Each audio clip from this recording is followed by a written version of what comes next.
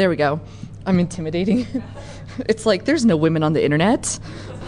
Controlling bitches, remember? No, it's castrating bitches. So, welcome to Good Vibrations, Hacking Motion Sickness on the Cheap. I am Tottenkoph. You will usually see that avatar associated with my screen name. So yeah, a little background on myself. I grew up in the IT department of my dad's work. Every day off from school, I would spend there working on computers and networks and servers. Similar, is it going to work? There you go. Similar to these, but it was a little bit messier. And yeah. So anyways, then last year, my dad dared me to hack one of these digital billboards, and I actually spoke on this last year at DEFCON, and it was responsible. It's unofficially responsible for my losing my last job because Clear Channel doesn't like it. So somewhere between computers and billboards, I started having conversations with Neon Rain and Abend. And we started talking about neurohacking, or using technology to improve processes involving your brain and body. And of course, my mind went to the brain that wouldn't die. Because I'm like, sweet, I get to put someone on a table and hook them up to wires and such, similar to Tiger right next to me. So yeah, just to let you know, I have little to no medical background.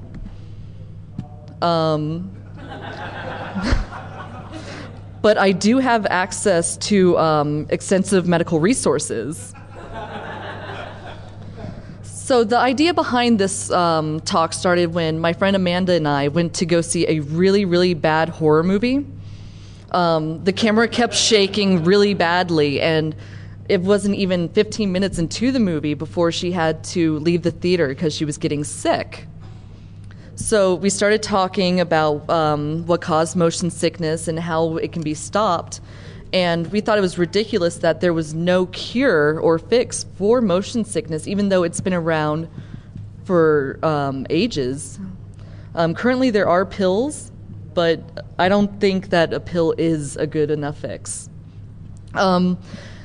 There's no universally accepted definition for motion sickness. It's usually defined by the signs and symptoms present when you experience it. These include nausea, vertigo, fatigue, pale, clammy skin, increased elevation, and hyperventilation, even though this is also associated with men seeing women at DEFCON. So, oh.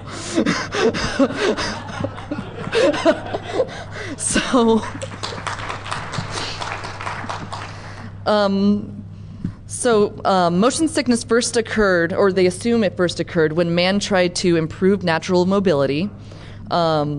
We believe this is when we started using animals such as horses and camels, or using rafts and boats. The first recorded incident of motion sickness occurred in ancient Greece. It happened on the water, and they coined the term nausea, nos being of or related to water, and the suffix ia, meaning illness.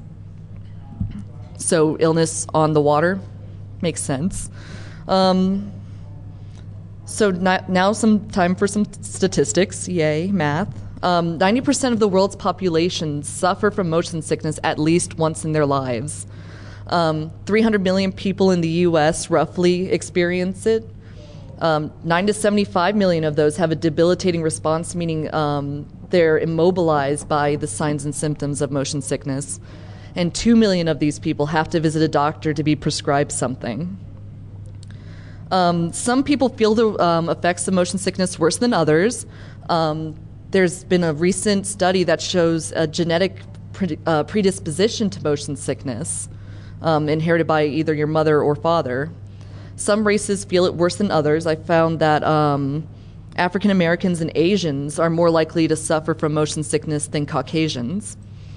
Others with increased susceptibility to it include pregnant women, frequent migraine sufferers, and people with anxiety disorders. There are different types of motion sickness, and those are characterized by where they occur, which is in an automobile, train or a bus, on a plane, while playing video games, or on a boat.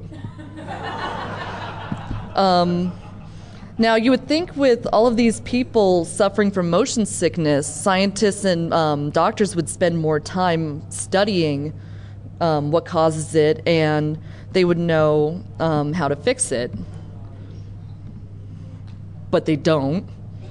So, as a matter of fact, there have been several theories of causation, starting back from ancient Greece and going to today. We're first going to discuss the disproven theories, which, include the blood and guts theory. They thought that, at first they thought that motion sickness was a result of a blood disease, and thinning of your blood from being on the water or on a camel upset your stomach, and that's why you got motion sickness. Well, they were wrong. Respiratory issues, they assumed that it had something to do with the lungs or your heart. Then after that was rejected, it went to a reaction to shock to the central nervous system and or the atomic nervous system. Once that was rejected, they thought it was an infection similar to cholera or yellow fever. And then they're like, well, maybe the person's just moving too much and they're getting sick. So the overstimulation is the most recent rejected theory, and that was in the mid-'60s. And now they're going for something called foveal slip, which we'll discuss right now. Foveal slip it relates to fixation disparity. Okay, how do I explain this? Okay.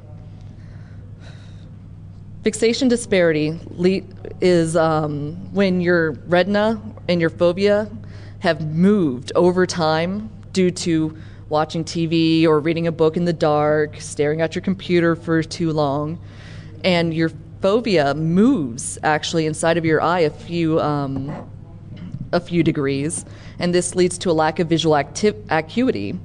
There's a misalignment in the eye. One eye has a moved fovea more so than the other. It can be horizontal and or vertical, and it results in over or under convergence of the eyes at the fixation point. The misalignment of the fovea is only a few arc minutes, which is 1/60th of a degree, and it eventually leads to depth perception problems. So unfortunately, as hackers and IT security folk who sit in front of the computer all day, we are more likely to suffer from motion sickness than normal folks. Okay, so here's a picture of the eye. If you look, there's the fovea right there. Now, this is where it's supposed to be, but over time, it moves up towards the retina or down towards the blind spot and optic nerve. Come on. It leaves people unable to track motion accurately with their eyes. There's a definite correlation between foveal slip and motion sickness. A group in Oxford found out that it occurs during optokinetic stimulation, eye movement basically. Increased fixation disparity leads to increased foveal slip, which leads to worse manifestations of motion sickness. Another theory that's going around right now and has not been disproven is the motor sensory conflict theory. What it states basically is that it's a defense mechanism for utilized by your brain to protect against neurotoxins. It occurs when signals sent to your brain from your eyes disagree with signals sent to your brain from your inner ear. So say if you're watching a movie and your eyes sense movement on the screen, but your inner ear says, no, I'm sitting down in a chair, your brain goes, oh, you're hallucinating, time for you to throw up now. Or when you're in a car reading a book, your inner ear says you're moving, and your eyes say, no, I'm just sitting here reading a book. Oh, your eyes are lying, it's time for you to throw up now. It's upset because your body cannot sustain homeostasis. Here's your semicircular canals. That's part of your vestibular system right inside of your ear. It consists of the semicircular canals, which is responsible for balance and sense of spatial orientation. Movement of your head causes fluid to move from the endolymphatic sac, which is, there it is, right here, to push against the cupula, which is this thing right here, which has hairs that translates mechanical movement into electrical signals, which is sent to your brain. When the eye sense movements, I already explained that. So now that we're going into current prevention techniques and treatment.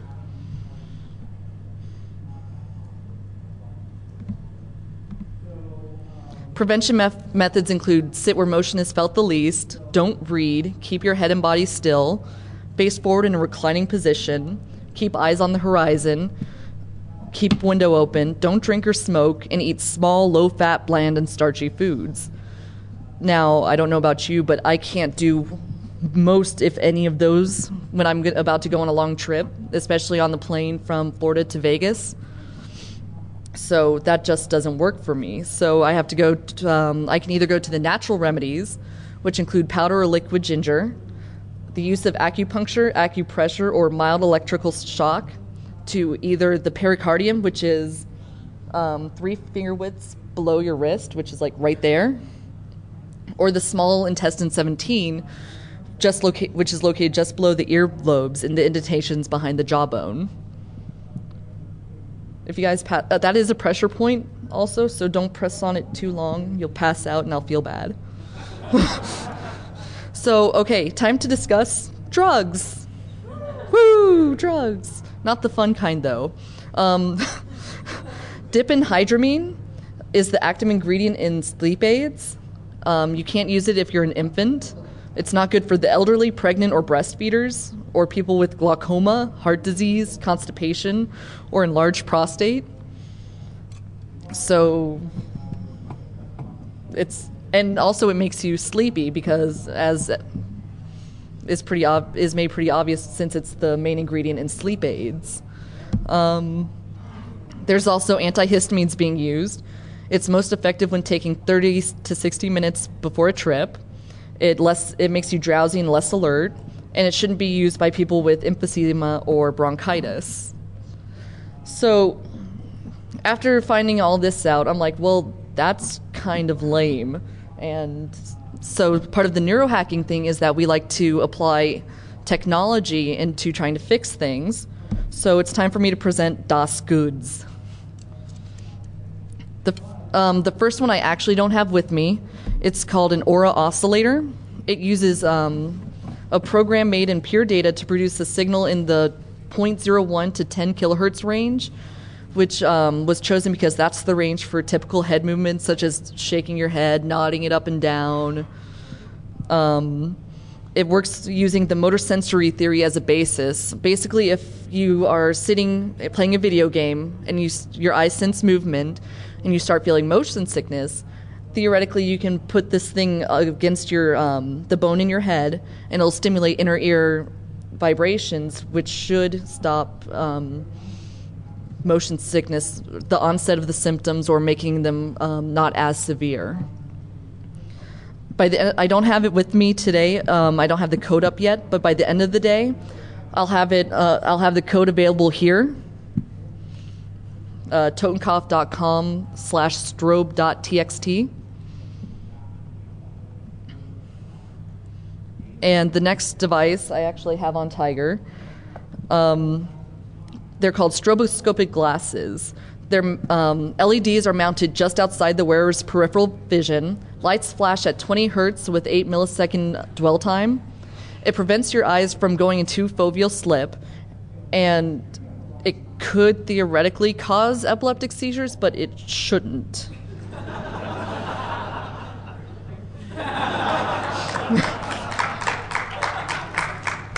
So since this is DEFCON, my device has decided that it doesn't want to work. So she's modeling it for me anyways. Okay, so yeah, Tiger, can you stand for me? All right, so she's wearing basically what we have here, the material list. Okay, come on, get rid of the seizure warning. Material list. Okay, so there's this cheap sunglasses found for $1 at the dollar store. The hat, which I found at the bottom of the closet. I think it was my little sister's or something. We have a lily pad Arduino right here. And then we bought the e-sewing kit. Now, the LEDs are mounted right here. And theoretically, you won't have the crocodile wires right there. So they flash right outside your peripheral vision. So you only see the flash, but you don't see the actual LED. So that's because from what I've read, are you okay? Okay. From what I've read, They don't work. Thank you, Tiger. From what I read, if it was within your peripheral vision, then you are more likely to suffer from an epileptic seizure while it's flashing. So don't do that. By the end of the day, okay, that's all I have. By the end of the day, I should have all the stuff up on Tottenkoph.com. And you can follow me on Twitter as @Tottenkoph. And yes, I misspelled it on purpose. I know. That's it. Yay.